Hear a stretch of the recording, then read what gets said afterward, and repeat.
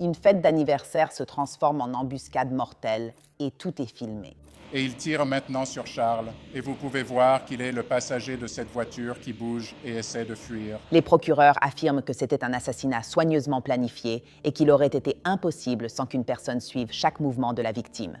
Qu'elle a suivi cet homme, l'a observé, a encouragé ses co-accusés par ses actions et ses paroles, qu'elle a aidé de toutes les manières possibles. Et ensuite, après les faits, elle a fait tout ce qu'elle pouvait pour défendre ce complot. Quand c'est au tour de l'accusée de donner sa version, elle insiste sur son innocence. Avez-vous eu une quelconque implication dans le meurtre de Charles Jones? Non, je n'ai pas eu d'implication. Quelqu'un vous a-t-il parlé d'un complot pour tuer Charles Jones lorsque vous êtes allé à Tampa? Non, ils ne m'ont rien dit. Un jury doit maintenant déterminer si elle est une petite amie effrayée piégée ou une complice d'une conspiration mortelle. Nous, le jury, Voici le verdict du premier chef d'accusation. Bienvenue dans cet épisode de Female Criminals, présenté par Elizabeth Milner.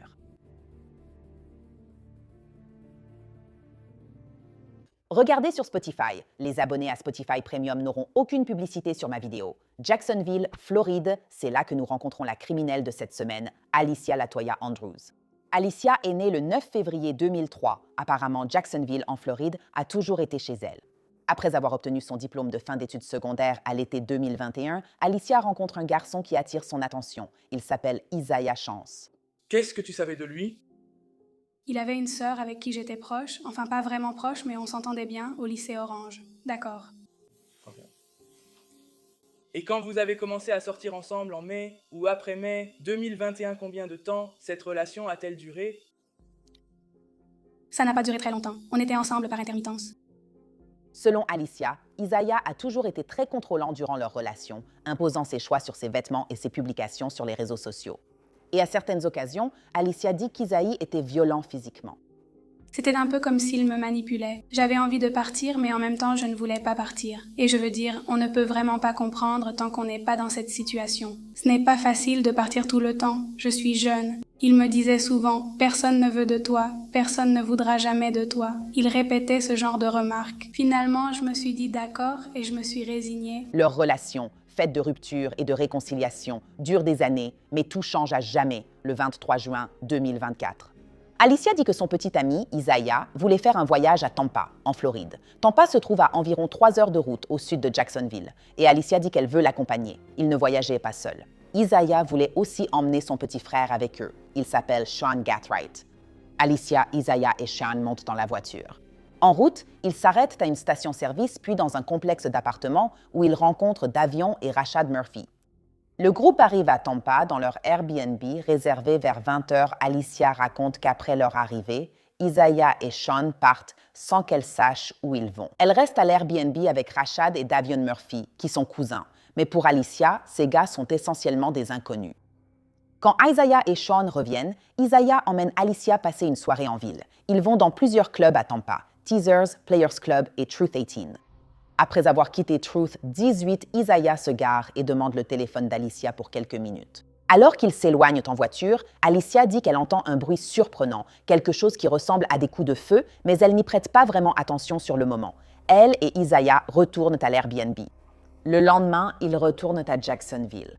La nuit où le groupe est à Tampa, une fusillade éclate dans un hôtel, la Quinta locale. Selon la police, plusieurs personnes ont été blessées par balles, dont un rappeur de Jacksonville nommé Julio Fulio, dont le vrai nom est Charles Jones. Julio Fulio est le seul à avoir des blessures mortelles et est déclaré mort après son transfert à l'hôpital. Les autorités de Tampa enquêtent désormais sur cet homicide. De retour à Jacksonville, Alicia se rappelle avoir appris la mort de Julio Fulio sur les réseaux sociaux et trouve étrange l'endroit de la fusillade. As-tu reconnu l'hôtel? Oui. Et quand tu as vu ça sur tes réseaux sociaux, qu'est-ce que tu as pensé? J'étais confuse et je me suis dit que j'avais sûrement bien entendu. Julio Fulio serait apparemment très connu à Jacksonville, et pas seulement pour sa musique. Selon la police, Julio Fulio est un membre connu du gang Six Block, un groupe qui est engagé depuis des années dans une guerre meurtrière de représailles avec le gang rival ATK. Le conflit s'est déroulé non seulement dans les rues, mais aussi en ligne. Des diss tracks, des directs Instagram, des moqueries sur des amis décédés. Les enquêteurs pensent que cette trace numérique pourrait révéler qui voulait la mort de Julio Fulio. Ils récupèrent les images de vidéosurveillance, suivent les données des téléphones portables, fouillent les publications sur les réseaux sociaux et commencent à dresser la liste de tous ceux qui ont voyagé de Jacksonville à Tampa le week-end du meurtre. Puis, le 27 juillet 2024, les enquêteurs frappent à la porte d'Isaiah Chance. Les mains en l'air, les mains en l'air. D'accord, Chloé, avance vers moi, allons-y. Ici, marchez ici, allons-y. Plante. Oui. Quelque chose d'un peu...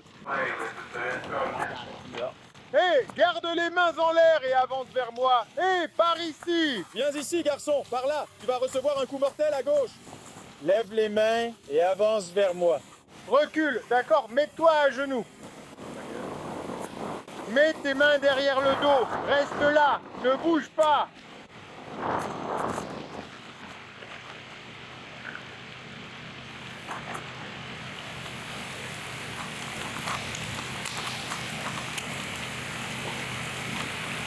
Isaiah Chance n'est pas la seule personne que les agents sont venus arrêter. Ils veulent aussi Alicia. Sors, tu es en état d'arrestation. Il y a un bureau antiterroriste à Jacksonville. J'ai entendu ça à la porte d'entrée. Allez, les mains en l'air, levez les mains. Levez les mains, avancez vers moi. Continuez d'avancer, continuez d'avancer, continuez d'avancer. Continuez d'avancer. Maintenant, retournez-vous. Mettez vos mains derrière le dos. Y a-t-il quelqu'un d'autre à l'intérieur? Isaiah Chance et Alicia André sont tous deux arrêtés et inculpés de meurtre au premier degré avec préméditation à l'aide d'une arme à feu, ainsi que de complot en vue de commettre un meurtre au premier degré avec préméditation à l'aide d'une arme à feu. Les enquêteurs disent que ces accusations concernent le meurtre de Julio Fulio. D'autres ont aussi été arrêtés. Au même moment, la police menotte Alicia et Isaiah ailleurs en ville. D'autres policiers procèdent à l'arrestation de Sean Gathright. Chauffeur, ouvre la porte de la voiture. Laissez-moi voir vos mains. Ce n'est pas vrai. Ce n'est pas vrai. Détournez le regard. Reculez en suivant le son de ma voix. Oui, arrêtez-vous là. Soulevez votre chemise. Tournez-vous. Faites un tour complet. Quoi? Écoute seulement. On en reparlera.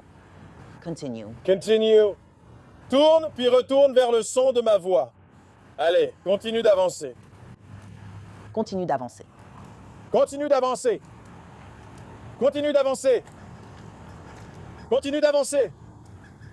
Continue d'avancer. Reviens vers moi. Sean Gathright, 18 ans, est arrêté pour meurtre avec préméditation au premier degré avec une arme à feu, 3 chefs de tentative de meurtre avec préméditation au premier degré avec une arme à feu et un chef de altération de preuves matérielles. Les 3 sont détenus à la prison du comté de Duval en attendant leur extradition vers Tampa, Floride, mais le public n'est pas tout de suite informé de leur arrestation. Pendant 2 jours, les enquêteurs gardent les détails strictement secrets alors qu'ils continuent de rechercher toutes les personnes qu'ils pensent impliquées dans le meurtre de Charles Jones, alias Julio Fulio. Le 29 juillet 2024, la chef de la police de Tampa, Lee Berkov, et le shérif de Jacksonville, Teka Waters, organisent une conférence de presse commune à Tampa, Floride. Ils annoncent l'arrestation d'Alicia Andrews, Isaiah Chance et Sean Gathright. Mais ils précisent également que l'enquête est loin d'être terminée. 2 autres suspects sont toujours en fuite. Il y a un peu plus d'un mois, un groupe d'individus s'est rendu de Jacksonville à Tampa dans le but de commettre un meurtre prémédité pour commettre un crime odieux dans notre ville. J'ai dit à ce moment-là que nous procéderions à des arrestations et que nous obtiendrions justice dans cette affaire pour toutes les victimes, y compris la mère de Charles Jones, qui a voyagé depuis Jacksonville ce matin pour être présente lors de cette annonce. Chance, Andrews et Gathright ont été arrêtés ce week-end à Jacksonville. Davion Murphy et Rashard Murphy sont toujours en fuite et nous travaillons en étroite collaboration avec le bureau du shérif de Jacksonville et les US Marshals pour les appréhender. Selon le chef de la police de Tampa, Lee Berkov, les 5 suspects ont tous joué un rôle. 2 ont été envoyés pour retrouver Julio Fulio, les 3 autres étant les tireurs présumés. Jones était en ville pour fêter son anniversaire et a publié à plusieurs reprises sur ses réseaux sociaux les endroits où il se trouvait au cours de la soirée. La vidéo de surveillance a été cruciale dans cette enquête car on voyait les suspects suivre Jones d'un endroit à l'autre sur les images. Cela montre jusqu'où ces individus étaient prêts à aller et à faire en sorte que ce meurtre ait lieu. À 4h15 du matin, Jones a commencé à se diriger vers un hôtel situé sur McKinley. L'un des véhicules suspects s'est vu en train de suivre la victime. Au lieu de les suivre dans un parking, il se place de l'autre côté de la rue. À 4h38, 3 tireurs sortent d'un véhicule et se dirigent vers l'hôtel. Ils ont assassiné Jones avec un pistolet et 2 fusils. Cette rafale de coups de feu a également touché 3 autres victimes qui ont miraculeusement survécu à cet incident. Les autorités ont diffusé une vidéo de surveillance montrant les instants où le tireur arrive sur le parking de l'hôtel de Giulio Fulio. Les tireurs se mettent en position pour leur meurtre prémédité.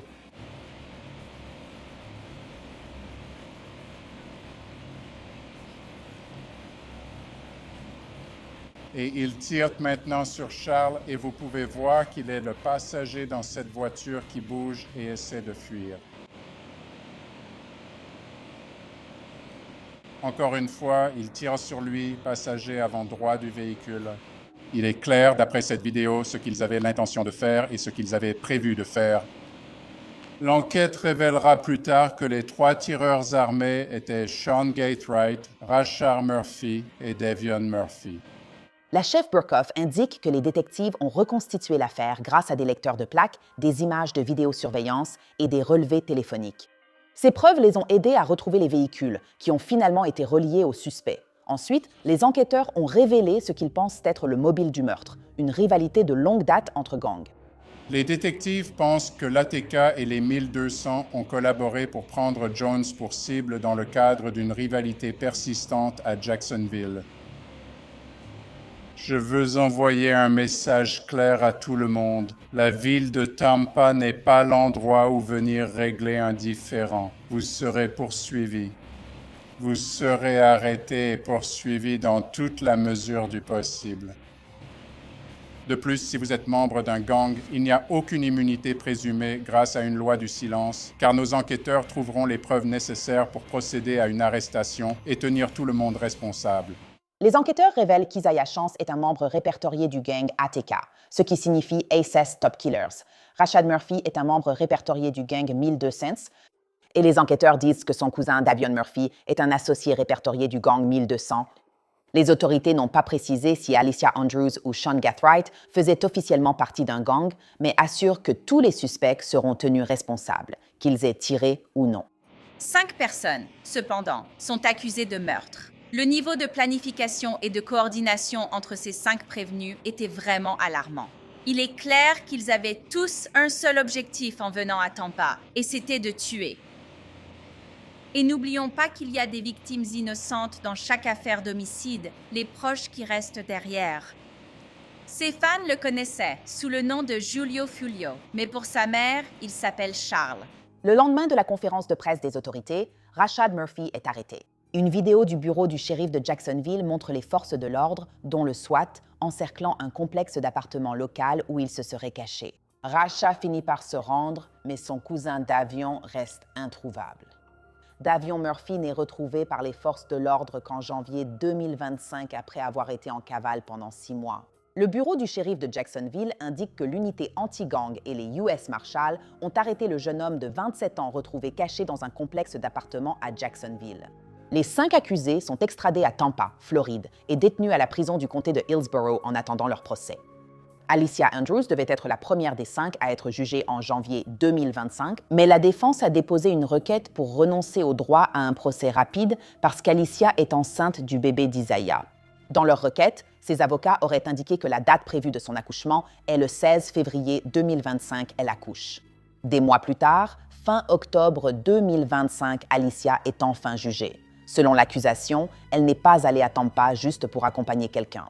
Les procureurs affirment qu'elle a aidé à localiser la victime avant la fusillade, puis fait de fausses déclarations à la police. Les preuves montreront qu'elle a fait plusieurs déclarations fausses à la police. Les preuves montreront qu'elle leur ment à plusieurs reprises lors de cet interrogatoire. Elle ment sur sa connaissance de ces gangs. Elle ment sur sa connaissance de qui est Giulio Fulio. Et vous verrez dans les preuves que non seulement elle sait qui il est, mais qu'elle le connaît depuis des années. Elle a de l'animosité envers lui. Vous le verrez dans les preuves.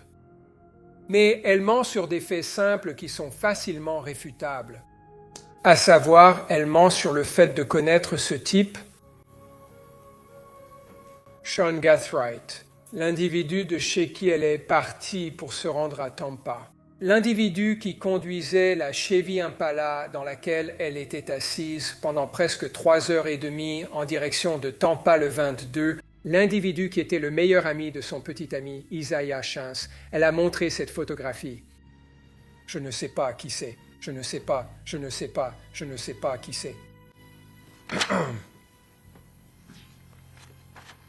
Et vous verrez dans les preuves que ces mensonges sont des mensonges désinvoltes.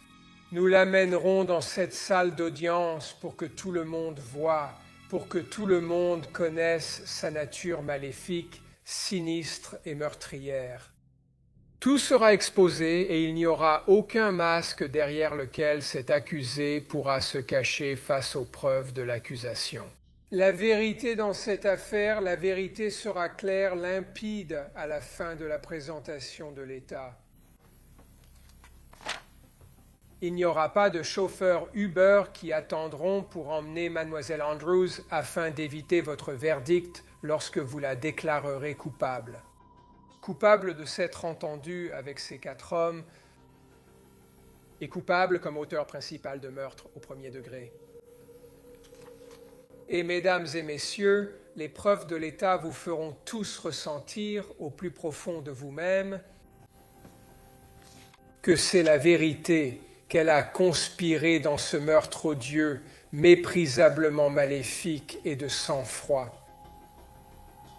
Qu'elle a suivi cet homme, l'a observé, a encouragé ses coaccusés par ses actes et ses paroles, a essayé de trouver un logement, qu'elle a aidé de toutes les manières possibles. Et ensuite, après les faits, elle a fait tout ce qu'elle pouvait pour défendre cette conspiration. La défense adopte une position très différente. Ils soutiennent qu'Alicia n'avait aucune idée que son petit ami et ses coaccusés prévoyaient prétendument de tuer Giulio Fulio. Le week-end, Charles Jones a été tué. Alicia Andrews était en voyage le week-end avec son petit ami, avec un seul objectif, être avec son petit ami. Deuxièmement, Alicia Andrews n'est pas dans un gang. Troisièmement, à l'exception de son petit ami, Alicia Andrews ne connaissait aucun de ces hommes dans ce groupe. Et aucun de ces hommes dans ce groupe ne connaissait Alicia Andrews. En fait, s'il y avait une quelconque conspiration, Alicia Andrews n'était pas au courant parce qu'elle ne faisait pas partie du groupe. Alicia Andrews ne savait pas que ces types avaient l'intention de commettre un meurtre. Non. Aucune preuve, si ce n'est qu'Alicia Andrews est venue à Tampa pour être avec son petit ami. Le groupe, tous les membres du groupe ont rendu leur téléphone indétectable, sauf Alicia Andrews. Ils portaient tous des vêtements entièrement noirs. Ce n'est pas seulement Andrews. Si l'accusation a raison, ils sont tous passés par la porte arrière de l'Airbnb. Passe Alicia Andrews. Ils ont tous apporté des armes à feu à la fête, sauf Alicia Andrews.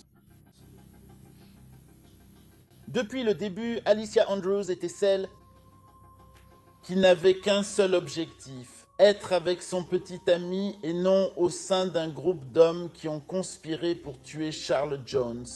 Ce que vous allez apprendre, c'est qu'Alicia Andrews n'avait absolument aucune connaissance que ces 4 garçons ont conspiré pour tuer Charles Jones. Et la raison pour laquelle elle n'en avait aucune connaissance, c'est parce qu'elle ne faisait pas partie de ce groupe. Elle n'a jamais été au courant car elle n'a jamais fait partie du groupe. Alors qu'Alicia nie tout lien avec des gangs, le jury entend le témoignage de quelqu'un de proche, une amie qui vient à la barre en tant que témoin de l'État. Cette amie n'est pas identifiée publiquement ni montrée à la caméra, mais dans son témoignage, elle affirme qu'Alicia a déjà mentionné qu'Isaiah avait des liens avec un gang de Jacksonville. Est-ce que moi, Alicia Andrews, je t'ai déjà dit qu'Isaiah Chance faisait partie d'un gang? Elle a dit qu'il y avait des rumeurs sur sa participation à un gang. Et quand est-ce qu'elle a mentionné ça? Quand a eu lieu cette conversation? Est-ce que c'était avant juin 2024? C'était avant juin 24, mais je ne peux pas préciser la date. Vous vous souvenez de quel gang il s'agissait? Je crois que c'est NHG. D'accord, c'est un gang à Joe Jacksonville, en Floride? Oui, c'est ça. Et vous, vivant à Jacksonville, en Floride, vous connaissez un rappeur du nom de Julio Fulio, Charles Jones, la victime dans cette affaire. C'est bien cela? C'est exact. Et c'est un nom que vous connaissez depuis très longtemps. C'est bien cela? C'est exact. D'après l'amie d'Alicia, dès le lycée, elle constatait déjà l'impact des guerres de gangs à Jacksonville, ce qui a peut-être influencé la perception d'Alicia envers la victime, Charles Jones, alias Julio Fulio.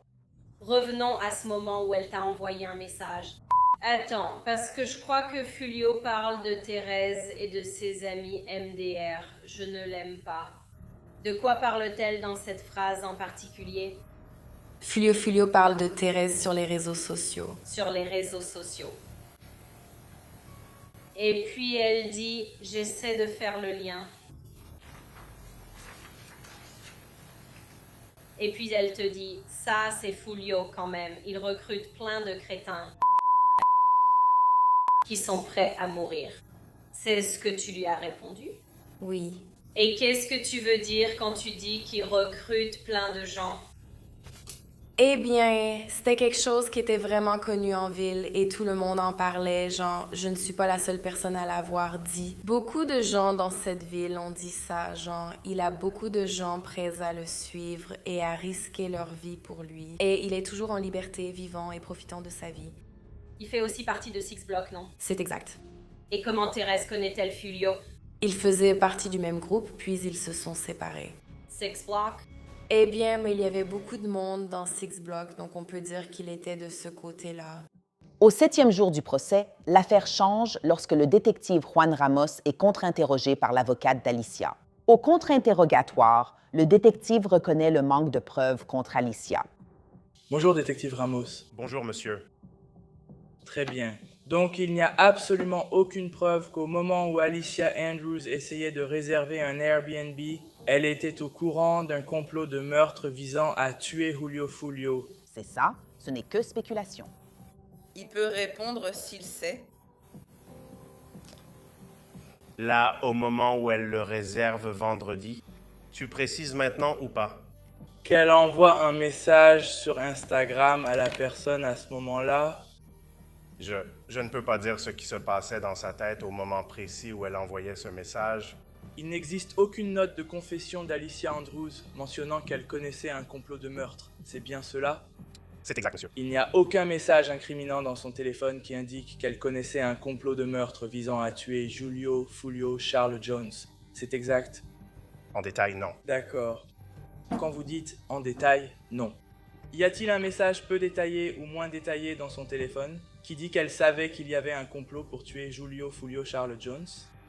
Je suis au courant des messages où elle souhaitait la mort de la victime, monsieur Jones. Est-ce que ces messages, envoyés 4 ans avant le meurtre, indiquent d'une quelconque manière qu'elle savait que Charles Jones allait mourir en juin, le 23 juin 2024? Non. Vous ne pouvez pas prouver qu'elle savait que Charles Jones serait tué, n'est-ce pas? En considérant toutes les preuves de l'affaire, oui. Vous en êtes sûr? Les preuves, vous diriez qu'elles indiquent qu'elle avait connaissance de son implication dans le crime? Sa participation. Donc votre témoignage aujourd'hui est qu'il y a des preuves. Je suppose qu'en considérant l'ensemble des preuves, vous savez qu'Alicia Andrews, vous savez de façon définitive qu'Alicia Andrews savait que Charles Jones allait mourir. Encore une fois, il n'y a aucune preuve unique, à part un aveu détaillé, qui puisse me dire ce qui se passe dans l'esprit de quelqu'un. Il y a donc une déduction logique basée sur toutes les preuves recueillies dans cette affaire. Donc, vous faites des déductions? C'est une preuve. Après le témoignage de la détective Ramos, l'accusation conclut et l'affaire passe à la défense. Pour la première fois depuis son arrestation, Alicia Andrews témoigne pour sa défense et raconte sa version des faits. Très bien, mademoiselle Andrews, vous êtes accusée de 2 chefs. L'un est un meurtre au 1er degré, l'autre une conspiration pour en commettre un. Saviez-vous que Charles Jones allait mourir le 23 juin 2024? Non, je ne le savais pas. Avez-vous eu une quelconque implication dans le meurtre de Charles Jones? Non, je n'ai pas eu d'implication. Quelqu'un vous a-t-il parlé d'un complot pour tuer Charles Jones lorsque vous êtes allé à Tampa? Non, ils ne m'ont rien dit. L'accusation affirme qu'Alicia et Isaiah ont suivi Giulio Fulio le 23 juin 2024. Elle apparaît sur des vidéos de surveillance avec Isaiah dans des boîtes de nuit de Tampa, le visage couvert d'un masque anti-Covid. Alicia affirme avoir une raison précise pour porter un masque. J'étais enceinte à l'époque, donc je ne voulais pas sentir la fumée et je voulais éviter tout problème de santé. Avez-vous porté un masque pour dissimuler votre identité? Non. Selon les rapports, Alicia a raconté une histoire similaire. Lors de son interrogatoire, elle aurait dit qu'elle portait un masque dans le club pour protéger son enfant à naître. Es-tu allé ailleurs après ça? Oui. Où es-tu allé ensuite? Vérité 18. À l'époque, savais-tu que l'endroit s'appelait Truth 18? Non. Savais-tu qui allait être là? Non. As-tu demandé à Isaïe Chance d'aller à Truth 18? Non, c'est lui qui l'a choisi. A-t-il demandé la permission d'y aller? Non. Arrivé à la vérité 18, que fais-tu? On s'assoit là d'abord, puis on sort. Il commence juste à marcher. Il a toujours mon téléphone, alors je le suis simplement. Sais-tu s'il parle à quelqu'un avec ton téléphone? Oui. Quoi? Est-ce que tu sais quelle application il utilise pour communiquer avec des gens? Non, je ne savais pas alors. Tu sais s'il parle avec quelqu'un sur FaceTime? Je crois que c'était sur FaceTime là-bas, dans ce club, cette fois-là. À Truth 18? Oui. Alicia raconte qu'après avoir quitté le club Truth 18, Isaiah a conduit jusqu'à un parking de l'Université de Floride du Sud, puis il est sorti pour passer un appel avec son téléphone.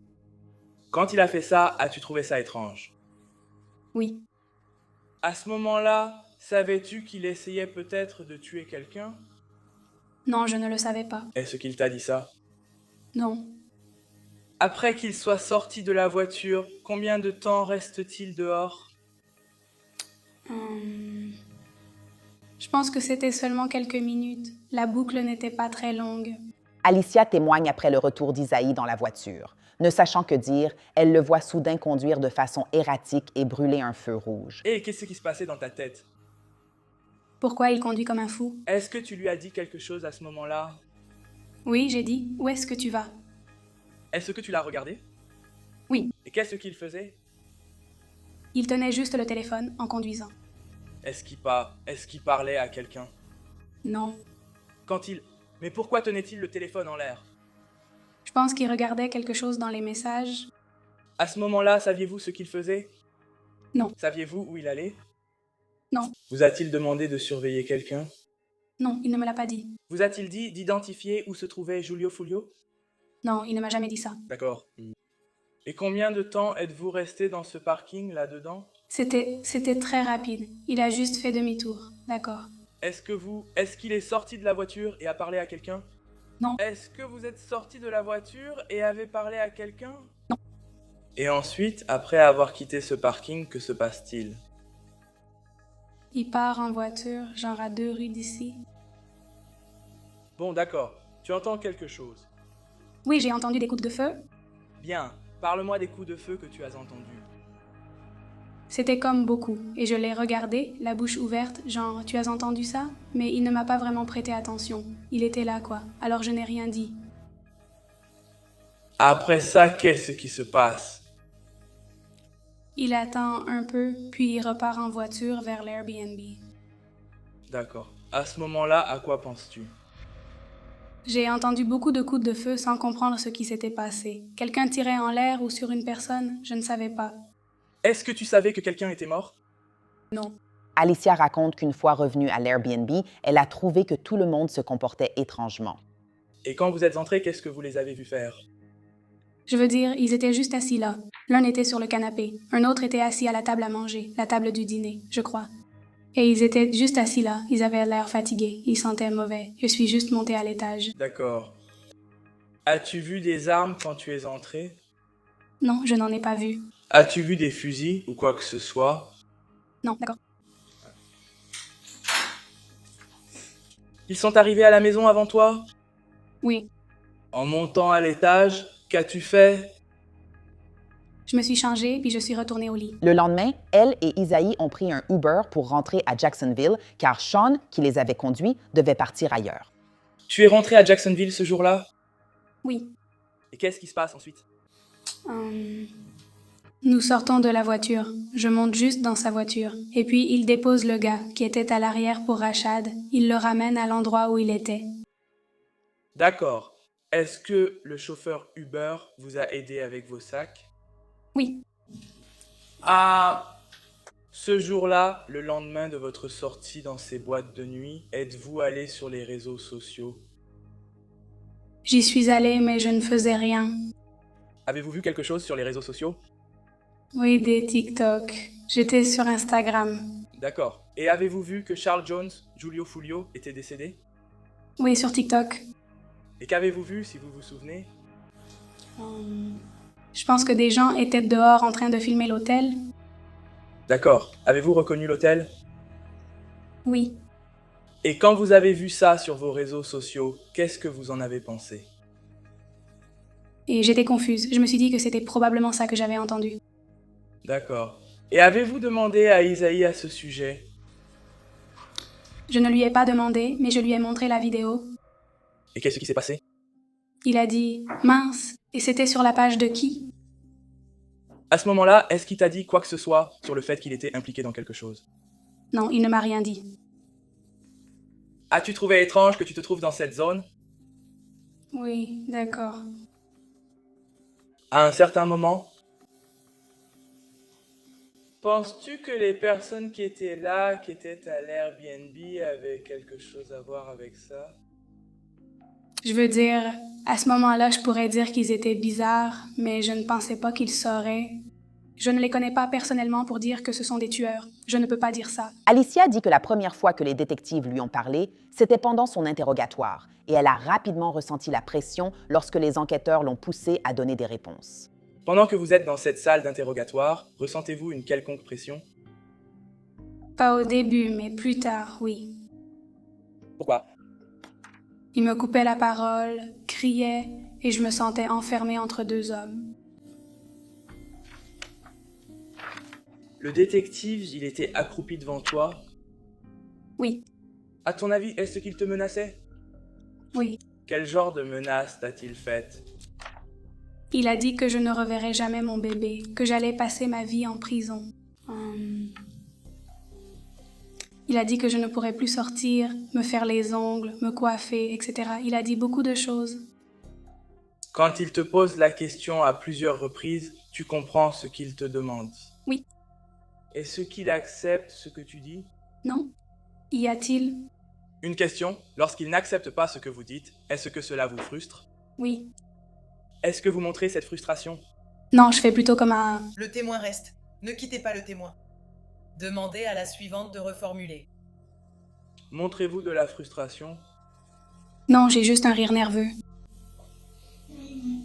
Était-il à l'intérieur avec vous? Oui, j'y étais. Il était à l'intérieur. D'accord, est-ce qu'il l'a fait? Devant le témoin? Non. Je ne sais pas. Vous lui avez demandé ça? Parce que je ne sais pas. Pourquoi avez-vous dit? Vous lui avez demandé ça? Qui est-ce, lui? Isaiah. Pourquoi as-tu dit ça? Car ça le concerne, demande-lui directement. Quand Alicia est contre-interrogée par l'accusation, la tension monte. Tu ne semblais pas avoir peur pendant cet entretien. Est-ce que tu avais peur pendant l'entretien ou pas? Oui, j'avais peur, mais je me suis bien débrouillée. D'accord. Tu n'avais pas peur d'Isaiah Chance? Non, il n'est même pas là-dedans, alors pourquoi j'aurais peur? Eh bien, alors je ne comprends pas. Tu avais peur de donner leur nom parce que tu as peur d'eux. Tu as peur d'Isaiah Chance, de Davion Murphy et de Rachad Murphy? Ou bien tu les protégeais pendant cet entretien? Je ne dirais pas que je fais quoi que ce soit de tout ça. Je veux dire, tu comprends, il s'agit d'un gang. Je suis une femme. Je ne veux pas me retrouver au milieu de tout ça. Alors, je n'ai pas répondu. Et je ne sais pas vraiment s'ils ont fait quoi que ce soit à ce moment-là. Donc je n'ai rien dit. Je n'ai rien dit du tout. Alicia dit qu'elle et Isaiah profitaient de la vie nocturne, mais les procureurs notent qu'ils ne sont pas restés longtemps dans les clubs et n'étaient pas habillés pour cela. Et le jour où vous deux sortez en boîte, parce que c'est le but, non? Aller en boîte, n'est-ce pas? Sortir et s'amuser. C'était un peu à la dernière minute, oui. Tu as vu ce qu'il portait? Il portait ça alors qu'on est en juin à Tampa, non? Oui.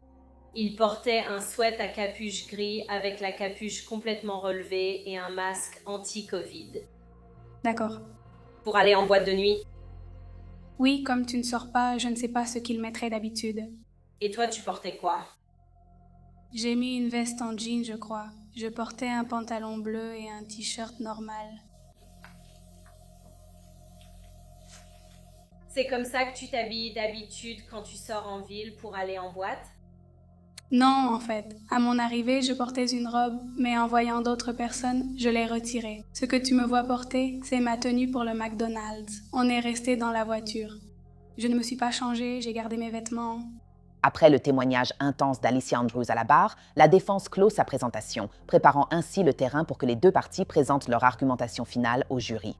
Ils sont là pour une seule raison, et c'est pour attirer l'attention sur la victime. Et la vidéo le montre. Il n'y a aucun doute, c'est bien ce qui s'est passé.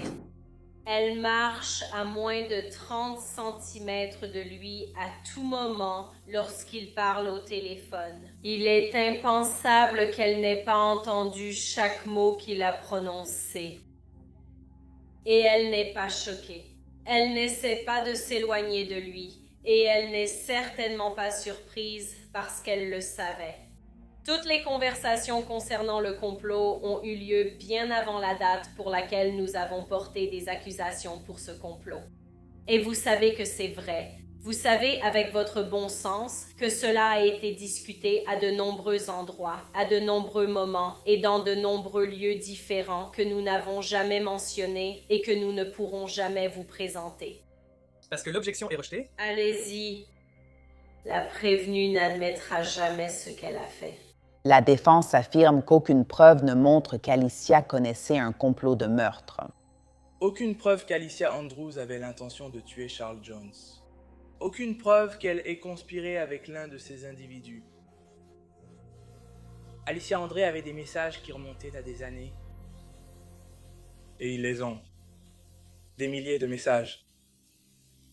Ils remontent jusqu'à 2021. Jusqu'à l'époque où elle était au lycée, parlant à sa meilleure amie à l'âge de 17 ans. Ils sont vraiment remontés loin en arrière. Et le mieux qu'ils aient pu trouver, c'est qu'Alicia André, en 21, quand elle avait 17 ans, a dit à sa meilleure amie qu'elle trouvait Charles Jones moche et qu'il devait mourir. Et pourquoi a-t-elle dit qu'il devait mourir ? Charles Jones, comme vous l'avez tous entendu, était un individu qui a causé beaucoup de ravages à Jacksonville. Est-ce que cela veut dire qu'elle le veut mort ? Est-ce que cela veut dire qu'elle allait vraiment le tuer ? Elle s'est mis dans la tête, à l'âge de 17 ans, qu'un jour, elle allait se regrouper avec 4 personnes, aller à Tampa et le tuer. Non, ce n'est pas ce que ça veut dire. C'est un commentaire ignorant à un très jeune âge. Alicia Andrews est accusée de meurtre au premier degré, mais après près de 4 heures de délibération, le jury rendrait finalement un verdict différent. Nous, le jury, déclarons ce qui suit concernant le chef d'accusation numéro 1. La prévenue est coupable d'homicide involontaire, une infraction de moindre gravité. Le jury déclare la prévenue non coupable pour le chef d'accusation numéro 2. Parce que le jury a condamné Alicia pour l'infraction moindre d'homicide involontaire, elle ne risque plus de passer le reste de sa vie en prison. Elle reste néanmoins détenue en attendant la sentence, mais celle-ci est suspendue pendant que ses avocats font appel, arguant que la juge Michelle Cisco était partiale envers la défense. Selon les documents du tribunal, la juge Michelle Cisco a montré une hostilité évidente envers la défense, interrompant souvent les avocats, refusant les apartés et incitant clairement l'accusation lors des interrogatoires. La défense soutient que ce comportement était évident pour les observateurs présents dans la salle d'audience, ainsi que pour ceux qui ont suivi le procès sur YouTube. Dans leur requête, ils auraient joint plusieurs commentaires d'utilisateurs sur le parti pris supposé de la juge. En janvier 2026, la Cour d'appel du 2e district demande que la juge Michelle Cisco soit immédiatement retirée de l'affaire. La juge Kimberly Fernandez devient la nouvelle présidente dans l'affaire d'Alicia. Pendant qu'Alicia attend sa condamnation, ses anciens co-accusés, Isaiah Chance, Sean Gatright, Davion Murphy et Rashad Murphy, sont tous jugés ensemble en avril 2026.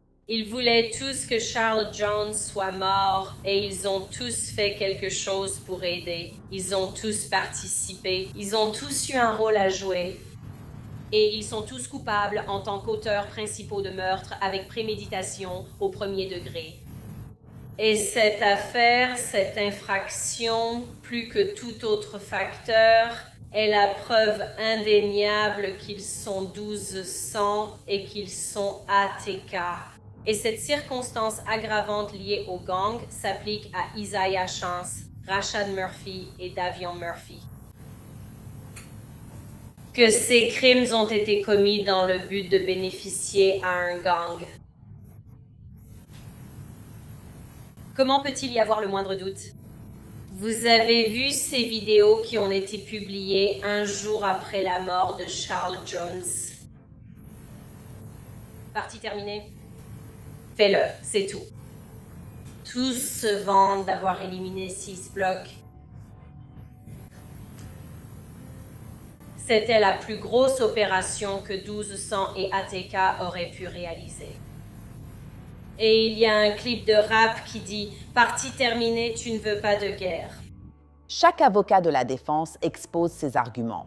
Pour Isaïe Chance, son avocat soutient que les preuves sont seulement circonstancielles. L'État est venu et nous a dit qu'ils allaient avoir une photo. Ils avaient une photo dont ils étaient sûrs. Ils vont vous en parler. Un complot, une guerre de gang, 3 tueurs et une équipe de surveillance, tous coordonnés, tous disciplinés, et cela remontait, entre autres, à Isaïe Chance. Vous avez vu tout ce que l'État possède à ce stade, tous les témoins, toutes les preuves, toutes les pièces à conviction. Il vous demande de vous poser une question pendant ma plaidoirie finale, la clôture de l'État et lors de votre délibération. L'État a prouvé, au-delà de tout doute raisonnable, avec des preuves concrètes et non des spéculations, qu'Isaïe Chance savait qu'un meurtre était planifié, qu'il avait accepté d'y participer et qu'il avait accompli un acte en vue de ce meurtre. Veulent-ils que vous spéculiez pour conclure à sa culpabilité? Encore une fois, rien ne prouve qu'Isaïe Chance ait agi pour son profit via le gang. Aucune preuve. Ils l'appellent monsieur. Ils disent que c'est monsieur riche grâce à la guerre parce qu'il serait payé d'une manière ou d'une autre pour ça. Ils n'ont rien prouvé de tout cela. Ils ne l'ont tout simplement pas fait. Le 8 mai 26, le jury rend son verdict concernant les 4 accusés restants. État de Floride contre Isaïe Germaine Chance, numéro d'affaires 24 CF 1968, division de procès, numéro 1, formulaire de verdict. Nous, le jury, déclarons ce qui suit concernant le chef d'accusation numéro 1, victime Charles Jones. L'accusé est reconnu coupable de meurtre au premier degré, comme il est reproché. État de Floride contre Sean Andre Gathright, numéro d'affaires 24 CF 196C, division de procès numéro 1, formulaire de verdict. Nous, le jury, déclarons l'accusé coupable de meurtre au premier degré sur Charles Jones pour le chef d'accusation numéro 1. État de Floride contre Rashad Trayvon Murphy, numéro d'affaires 24 CF 196, D, division de procès numéro 1, formulaire de verdict.